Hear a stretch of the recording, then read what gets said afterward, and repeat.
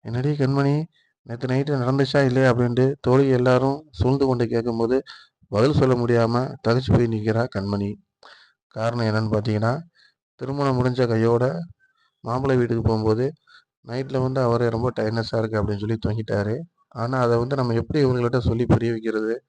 ஒருவேளை இவளுக கிண்டல் அடிச்சா நம்ம என்ன பண்றது? நடந்துச்சா இல்லையா அப்படின்றத நம்ம கண்டிப்பா சொல்ல முடியாது. இருந்தாலும் நாங்க சந்தோஷமா இருந்தோம் அப்படின்ட்டு தோழி முன்னாடி கண்மணி சொல்றாங்க. சொன்ன உடனே தோழி எல்லாருமே ரொம்ப சந்தோஷப்பட்டுக்கிறாங்க. பரவாயில்லடி, அப்படித்தாண்டி இருக்கணும். மொத நாளே நீயும் உன் புருஷன கைக்குள்ள போட்டு வச்சுக்கிட்ட அப்படின்ட்டு சொல்றாங்க. ஆனா மனசுக்குள்ள கண்மணிக்கு ஒரு சின்ன படபடப்பு.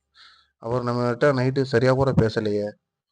அவருக்கு நம்மள புடிச்சிருக்கா இல்லையான்னு கூட நம்மளுக்கு தெரியலையே. ஆனா அவர் நைட்டு வந்த உடனே எனக்கு தூக்கம் வருது அப்படின்ட்டு தூங்கிட்டாரு. நாம இத எப்படி புரிஞ்சுக்கிறதுன்னு தெரியல. இத எப்படி யார்ட்ட சொல்றதுன்னு தெரியலன்ட்டு ஒரு தவிப்போட கண்மணி யோசனையிலே இருக்காங்க. சரி கண்டிப்பா இன்னைக்காச்சும் அவர்ட்ட நம்ம அத பத்தி கேட்டுறணும் அப்படின்ட்டு ஒரு ஆவலுல, அன்னைக்கு பொழுத அவங்க கழித்து வராங்க. அதே மாதிரி அன்னைக்கு இரவும் பொழுதாயிருது. அப்போ அவரு சேகர் வராப்புல. சேகர்ட்ட கேட்குறாங்க, "என்னங்க நேத்து நைட்டு ஒரு வார்த்தை கூட பேசாம தூங்கிட்டீங்க. எனக்கு அதே ஒரு ரொம்ப சரி நான் புரிஞ்சுக்கிட்டேன். கல்யாண வேலையா இருக்கனால நீங்க கண்டிப்பா அங்கிட்டு இங்கிட்டு ஓடியிருப்பீங்க." அப்படின்ட்டு சொல்லும்போது, அவரும் மௌனமாவே இருக்காரு. "என்ன உங்களுக்கு புரிஞ்சிருக்கா?" அப்படின்ட்டு கண்மணி கேட்கும்போது, சேகர் சொல்ற ஒரே வார்த்தை என்னன்னு கேட்டீங்கன்னா, "எங்க அம்மா சொன்னாங்கன்னு தான் நான் உன்னை கல்யாணம் பண்ணிக்கிட்டேன்." அப்படின்ட்டு சொல்றாரு.